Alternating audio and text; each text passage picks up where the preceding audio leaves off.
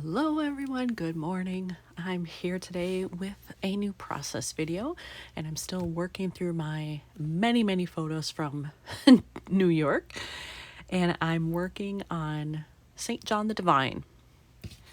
As you can see over here, I have an indoor photo. I printed it at 4x8 because I wasn't sure at the time. Was I going to do 4x8, 3x8? What? It turns out it's going to be 3x8, and I wasn't completely sold on this because the angle is kind of weird. I'm not exactly sure how this is going to look when it gets cut because I'll lose some of this on the side, but you know what? I'll just make it work.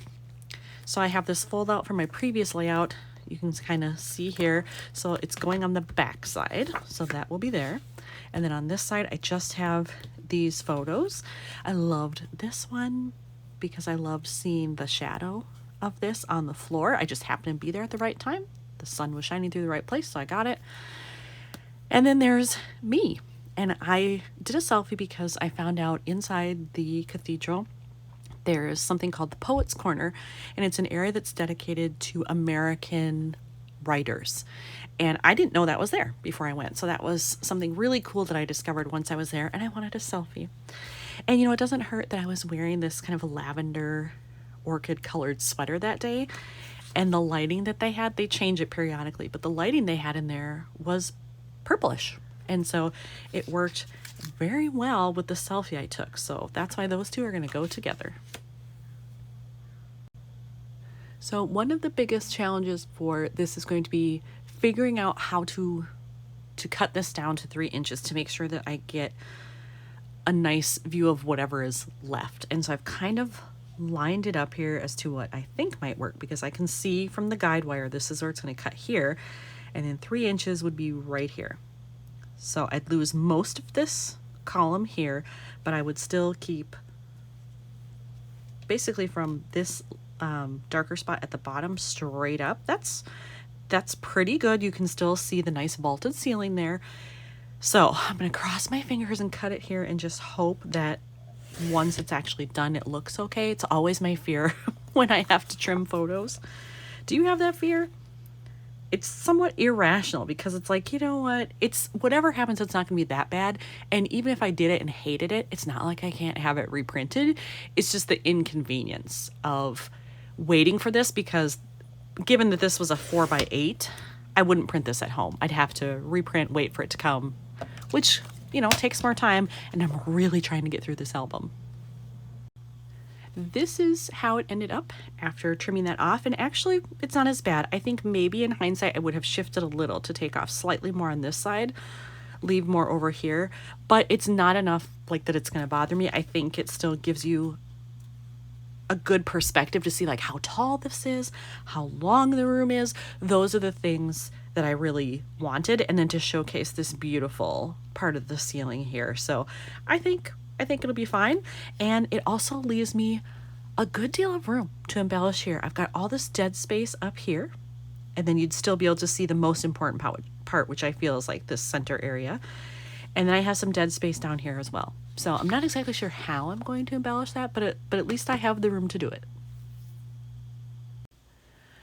Because I dropped a lot of these photos in a while ago and they've just been sitting there waiting for me to get to them, I completely forgot that I actually was going to make this a flip.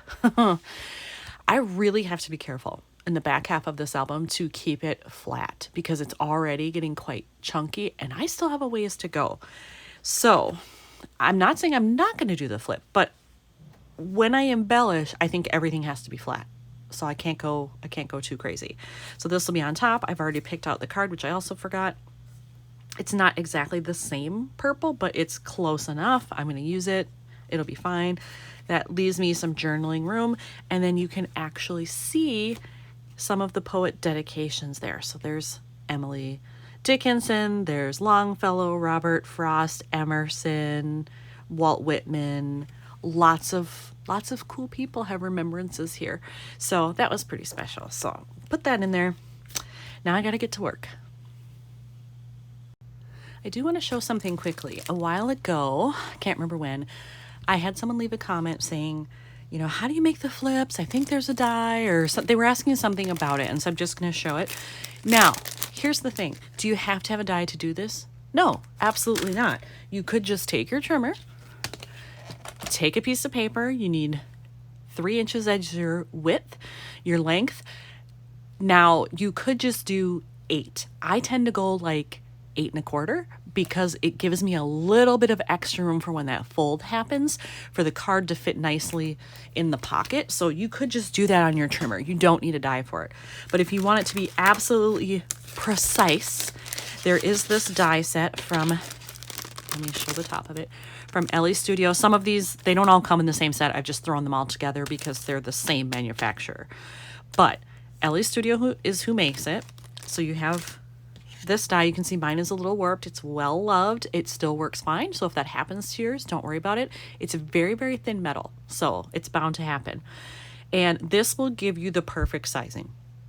So you just run it through your machine and then you score it, you know, where it shows it. That's it. Like, it's very, very simple to do it either way. So sometimes if I'm in a hurry, I don't use this. I just cut it by hand. So it all depends on how I feel that day or what I'm trying to get through.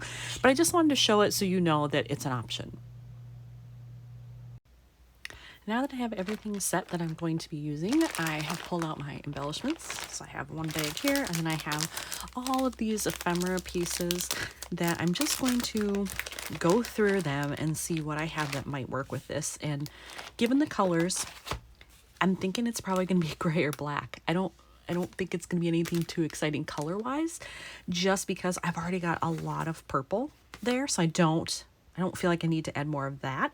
So I'm thinking kind of neutral maybe, but I don't know. I never remember what all is in here, so we'll see what I find.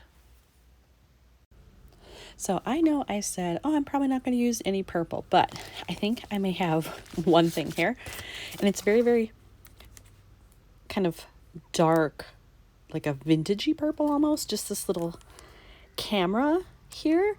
I think it would be okay. It's very small. The color is subtle. I think it would be just fine. And especially because I think I have found some other things to kind of balance that out. I wasn't thinking a brownish tone, but now I think I might, because you can kind of see in here, it does exist in there. And there are some here that maybe I could use. There are several here that I like, actually. So I have those. And then on here, I'm not sure. I like this one that says local favorite, and it's black and white, so that's perfect. These, I love the look of them, but I don't like what they say in terms of this. So I'm not saying completely no to them, but I don't think those would be my first choice. I think I'd probably go with this one instead. I decided to use the sticker that says Enchanting on this side to bring in some of that brown tone. Plus, I just like what it says. It is an apt description here, and then just put in a mini staple, and that's actually probably all I'll do for this. I just don't think it needs more than that because the focus should be here. In the top pocket on the right hand side, I decided to use the little camera there, and it's just enough of a color difference that I like it. So far, let's do this. This is how they look. Then I've got to figure out what's happening here. Obviously, this is going in the middle, and I'm not going to do anything with it, so that one's fine. So I have to figure out, do I want something on the back? Do I want something on the front here? If I do that, it feels weird, like to have it here, because it'll be kind of stacked up. So I'm wondering if I'm actually going to end up putting something down here. I didn't think I was, but in order to balance those, it's either that or I don't do anything else on the front, and then when I open it, I do something in here. But for some reason, the front feels unbalanced to me with just those two things. I think I may have found something for down here. I wasn't sure what else to do there. Like, I didn't want to have another word strip, and I didn't like this. Plus, it's facing the wrong way. I would have had two that were facing the pennant end the same way, which I don't like. But I have these from Allie Edwards, and they're plus signs. They're also crosses if you want to look at it like that. So I think I'm actually going to use one of these. I'm slightly disappointed, though, that these are chipboard, but I like the shine to them. I don't think it's too far off from here. And then when looking at the floor, with this inlay, I think it'll be fine. So I think I'm going to go with one of those. So here it is with that on there, which I think is okay, but it doesn't look as good as I thought it would. I kind of feel like these clash now, actually. But in my stash of stuff, I have all of these other plus symbols, and look at this one. It's purple. If I were to replace that, I think I would like that better. Once again, I thought I'm not going to use any more purple, and here I am about to use it if I can get this up. Hopefully this won't damage the photo. I have everything put together now except for a little tab down here to indicate that this needs to be lifted up. And I did find this one. I think it's a pretty good match to this. Oops, sorry, there. Hopefully I'm within frame. I think that's a good match. And I'm just going to cut off a very tiny piece here, tuck it under there, and then I have the rest of this to use for something else. All right, here it is all put together. So here's what I ended up with on the left side. I do like this a lot better. And on the right side, very simple, just one little epoxy sticker. I've got my tab to lift up. I actually did my journaling quickly, and that's it. It's done. So here's another one finished for New York. Thanks for watching.